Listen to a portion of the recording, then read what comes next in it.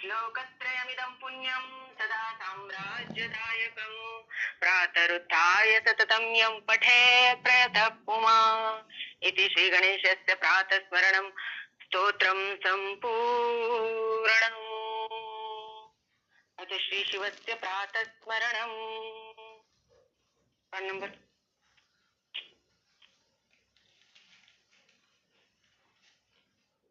तिथं 252 वरती आहे बर का.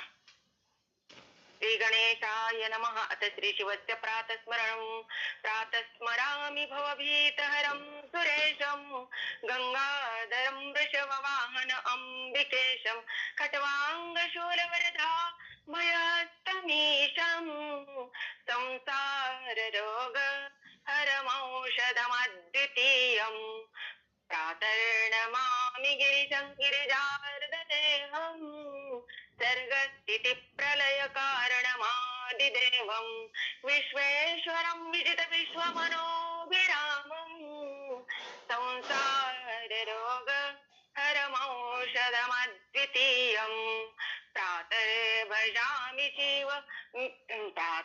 भजामि शिवमेकमनन्तमाद्यं वेदांत वेद्यमनघं पुरुषं महान्तं नामादिभेदरहितं षडभावशून्यं संसाररोग हरमौषधमद्वितीयं प्रातः समुत्थाय शिवं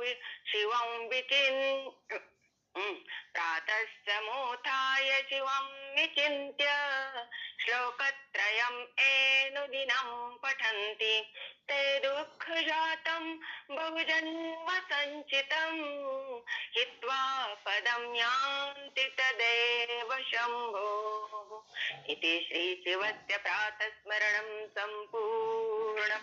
श्रीसाम्ब सदाशिवार्पणमस्तु. श्रीगुरुचरणार्विन्दार्पणमस्तु. गोपालकृष्ण भगवान की जय.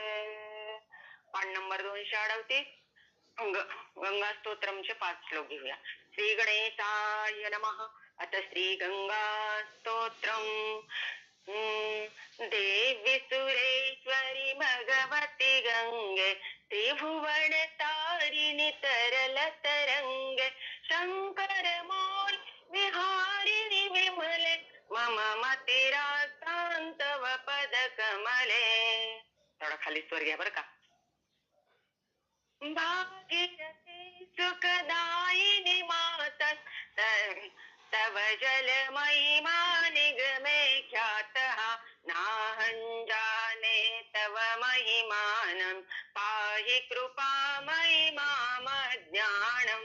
देवी सुरेश्वरी भगवती गंगे त्रिभुवन तारिणी तरल तरंगे हरिपद पाद्य तरंगिणी गंगे हिमवधु मुक्ता धवल तरंगे दूरी कुरु मम दुष्कृति भारम कुरु कृपया भव सागर पारम देवी सुरेश्वरी भगवती गंगे त्रिभुवन तारिणि तरल तरंगे तव जल ममलम येन निपीतं परमपदं खलु तेन गृहीतं मातर गंगे त्वय्यो भक्तः किल तं द्रष्टुनयमाशक्तः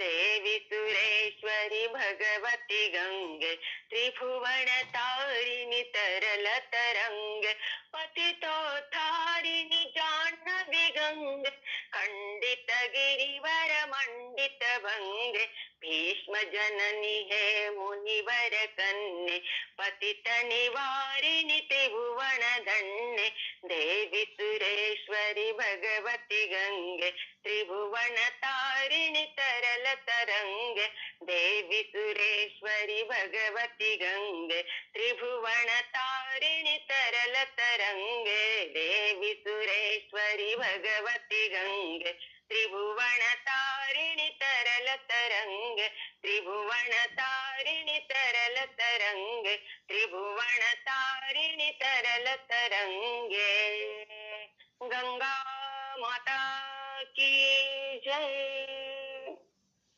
गंगेपाशी गेल्या का नाही?